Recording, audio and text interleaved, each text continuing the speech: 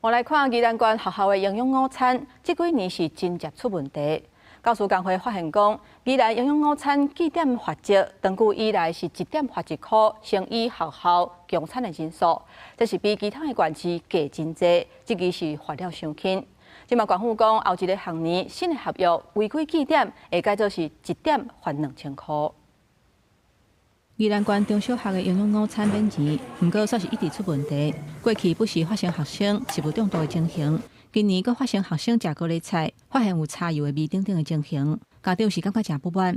教师职业工会佫发现讲，宜兰营养午餐计点的罚则，长久以来是依期1点1块，乘以学校供餐的人数，是比其他的县市低真多，这个罚则定了伤轻。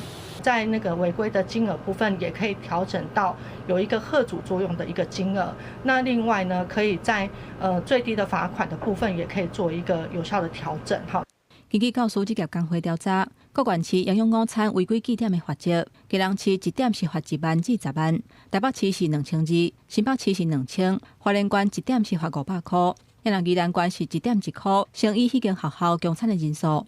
不过，细间学校就算计2点，嘛罚无到500块。而且宜兰县有超过3/4的学校用餐的人数无到500个人。原本就已经在那个契约新学年度的契约就已经在调整了。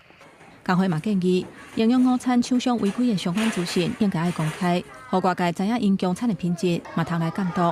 宜兰县府表示，针对罚则的部分，伫下一个学年度，甲厂商公办的合约会修订做1点2000块。宜兰公开相关违规的资讯，这无问题。按规定，若会当公开，就会来公布。公司新闻，宜兰报道。